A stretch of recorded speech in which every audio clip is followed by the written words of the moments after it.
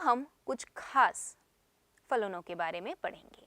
सबसे पहला जो खास फलन है वो है तत्समक फलन, जिसे हम अंग्रेजी में आइडेंटिटी फंक्शन के नाम से भी जानते हैं। अब इस फलन में क्या है, हमारे पास एक वास्तविक फलन है जिसमें ये जो r है वो वास्तविक संख्याओं का समुच्चय दर्शा रहा है। और हमने फलन कैसे परिभाषित किया है, f(x) बराबर में x, यानी जो भी मैं अवयव ले रही हूं वो वैसे ही वैसा प्रत्यक्ष मेरा उसी पे क्या आ रहा है, प्रतिबिंब हो रहा है। जैसे कि 1 का प्रतिबिंब 1 ही रहेगा, 2 का प्रतिबिंब 2 ही रहेगा। अगर मैं 1.5 ले लूं तो उसका प्रतिबिंब भी 1.5 ही रहेगा। ऐसे फलन को हम क्या कहेंगे, तत्समक फलन। अब इसका प्रांत कैसी संख्याएं ले रहा है, वास्तविक संख्याएं, यानी वास्तविक संख्याओं का सारा समुच्चय ही हमारा पूरा का पूरा प्रांत बन जाएगा। और वही हमारे पास प्रतिबिंब के रूप में आ रही हैं, तो हमारा परिसर भी बराबर यानी वही समान रहेगा, वास्तविक संख्याओं का समुच्चय। अब इसका आलेख देखते हैं। आलेख आपके सामने है। अगर हम x मान रखते हैं तो हमारे पास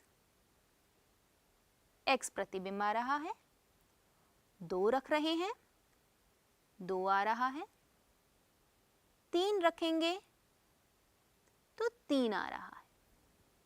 इसी प्रकार हम देख सकेंगे कि हमारे पास एक रेखा मिल रही है जो मूल बिंदु यानी 0 0 पे जो केंद्र होता है हमारा, उससे होकर गुजर रही है।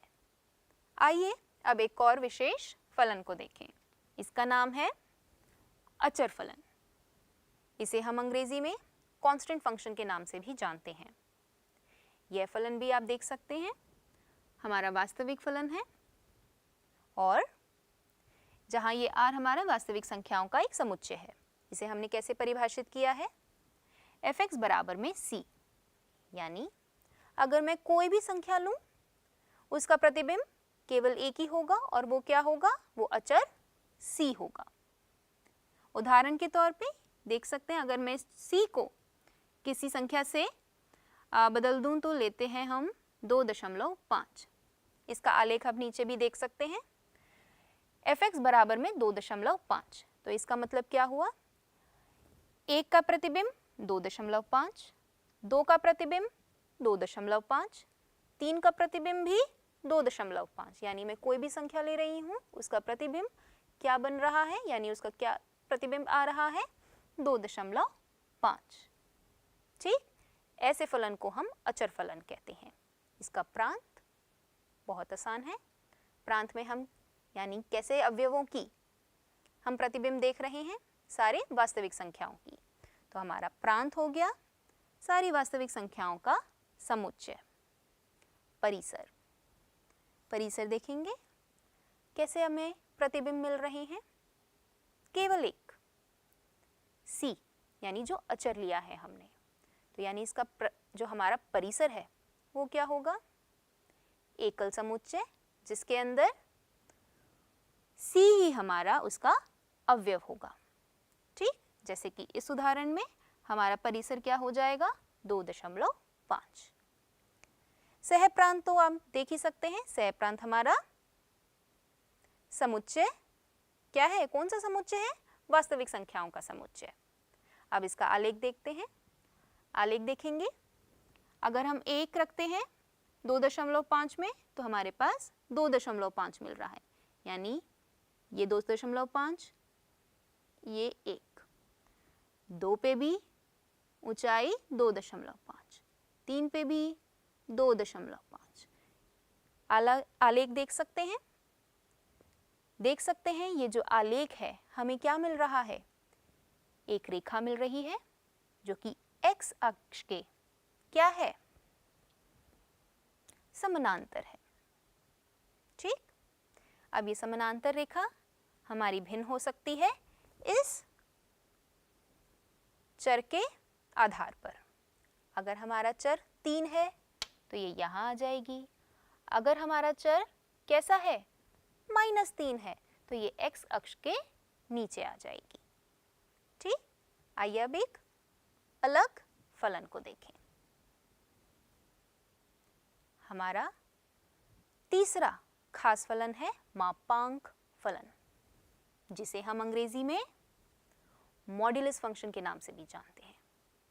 इसमें भी हमने f हमारा वास्तविक फलन है और इसे हमने परिभाषित किस तरीके से किया है, fx बराबर में मॉड्यूलस x, यानी मापांक वैल्यू किसकी, मापांक मान किसका, x का। मापांक यानी पॉजिटिव। अगर हम नेगेटिव भी डालते हैं तो भी हमें पॉजिटिव वैल्यू मिल रही है, यानी हमें धन मान मिल रहा है। अब इसके अंदर इसका प्रांत देखेंगे। प्रांत में हम कैसे अवयव ले रहे हैं, सारी वास्तविक संख्याएं ले रहे हैं। तो वास्तविक संख्याएं ले रहे हैं तो प्रांत हमारा वास्तविक संख्याओं का समुच्चय हो गया। और ध्यान देंगे परिसर, हमारे पास कैसे संख्याएं आ रही हैं, सारी के सारी ऋणोत्तर वास्तविक संख्याएं, यानी आलेख के रूप में अगर हम देखें तो आलेख के रूप में 0 यानी 0 से इन्फिनिटी, जिसमें हमारे जो 0 है वो सम्मिलित है इस आलेख के अंदर। ये हमारा परिसर हुआ। कैसे होगा, इसको हम विस्तारित रूप में कैसे लिखेंगे इस मापांक फलन को, यहाँ देखेंगे।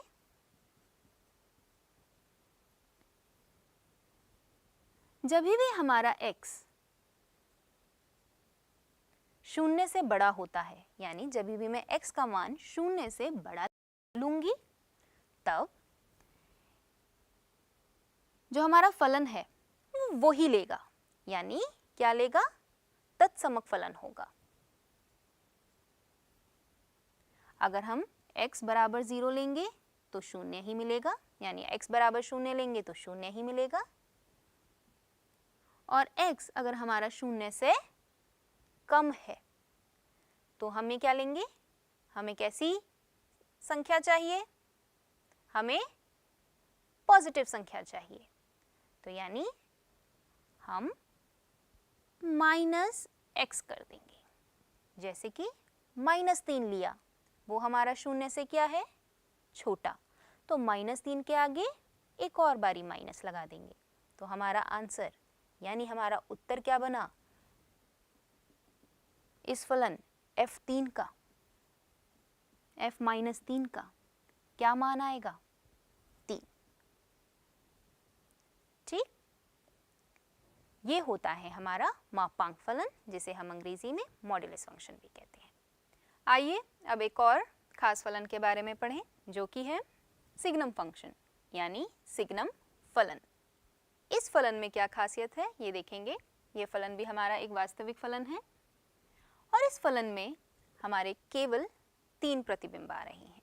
और ये केवल 3 प्रतिबिंब कैसे आ रहे हैं, अगर हम x का मान 0 से बड़ा लेते हैं तो जो प्रतिबिंब है वो एक ही रहेगा, यानी सारी संख्याएं किस पे जाएंगी, 1 पर जाएंगी। ठीक, अगर x मेरा 0 के बराबर है तो मेरे फलन का मान भी 0 के बराबर होगा, और x अगर 0 से कम है तो फलन का मान सदैव ही -1 रहेगा। इसको हम एक अलग तरीके से भी लिख सकते हैं, इस तरीके से, यानी fx बराबर में मॉड्यूलस x अपॉन में x। अब ये कैसे आया, विस्तार रूप में देखेंगे।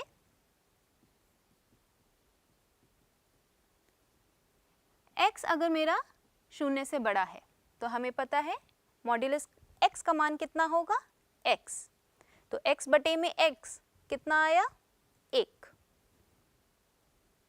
अगर मैं इसको ऐसे लिखूं तो आप बेहतर जान पाएंगे। अब x बराबर में 0 है तो 0 दिया ही हुआ है, और अगर x मेरा 0 से छोटा है तो इस मॉड्यूलस x का मान कितना हो जाएगा, -x। और ये बराबर कितने हुआ, -1 के। तो देखा कैसे हम इसी फलन के पास आ गए। अब इसके आलेख को देखेंगे। जब भी मेरा x 0 से बड़ा होगा, ठीक, तो मेरा जो फलन है वो मान क्या ले रहा है, 1। तो यानी मेरे पास क्या आएगा, एक रेखा आएगी जो x अक्ष के समानांतर है, और क्योंकि वो पॉजिटिव है, क्योंकि +1 है, +1 है, तो वो ऊपर रहेगी। x अगर हमारा 0 है तो फलन का मान भी 0 है, तो ये वाली संख्या हमारी दर्शा रही है f0। अगर मेरा x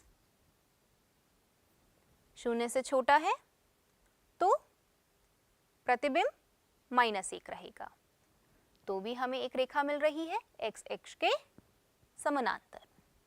अब इसका प्रांत क्या होगा, प्रांत, क्योंकि हमारे पास कैसा फलन लिया था, वास्तविक फलन, तो प्रांत क्या हो गया, सारी वास्तविक संख्याओं का समुच्चय। परिसर, परिसर में यानी प्रतिबिंब हमारे कैसे हैं, केवल 3 संख्याएं आ रही हैं, -1, 0 और 1। तो परिसर हमारा इन्हीं तीनों का समुच्चय बन गया, यहां देख सकते हैं, ठीक। तो इसे हम ऐसे फंक्शन को यानी ऐसे फलन को हम सिग्नम फंक्शन कहते हैं। इस पे ये एक उदाहरण भी लेते हैं। इस प्रश्न में हमें क्या दिया हुआ है,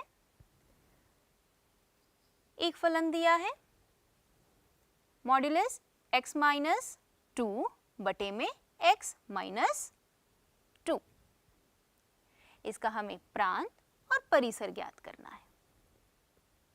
ध्यान देंगे, ये मान तभी लेगा जब x 2 के बराबर नहीं है, और जब जब x 2 के बराबर होगा तो हमारा फलन का मान 0 रहेगा। अब इसे जरा विस्तारित रूप में लिखेंगे और देखेंगे हमारा ये जो फलन है किस में परिवर्तित होता है।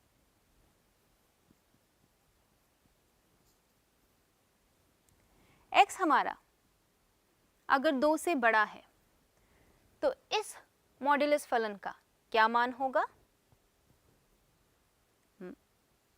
x - 2 बटे में x - 2।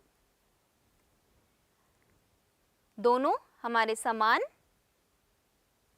है, तो यानी अगर हम इसको बटे में यानी भाग करें तो क्या हमारा उत्तर आया, 1। x अगर हमारा 2 के बराबर है तो हमें दिया हुआ है कि फलन का मान 0 होगा, तो वही हमारा यहाँ आ गया। जब चर x का को हम 2 के बराबर लेंगे तो हमारा जो फलन का मान है वो 0 आएगा। अब अगर हम चर x का मान 2 से छोटा लें तो क्या होगा, ये फलन इस मॉड्यूलस फलन का क्या मान आएगा, -x - 2 बटे में x - 2। अब इसको भाग करने पर आप देख सकते हैं हमारा मान आ रहा है -1। दिख गया।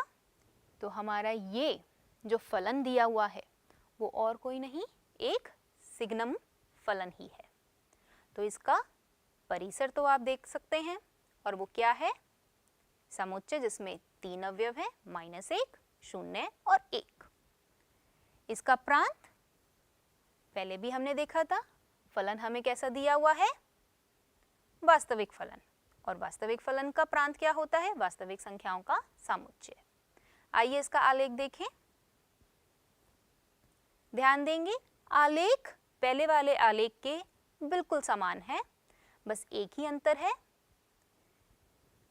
पहले हमारा x बराबर 0 पे हमारा 0 आ रहा था, यहाँ हमारा x बराबर 2 पे 0 आ रहा है।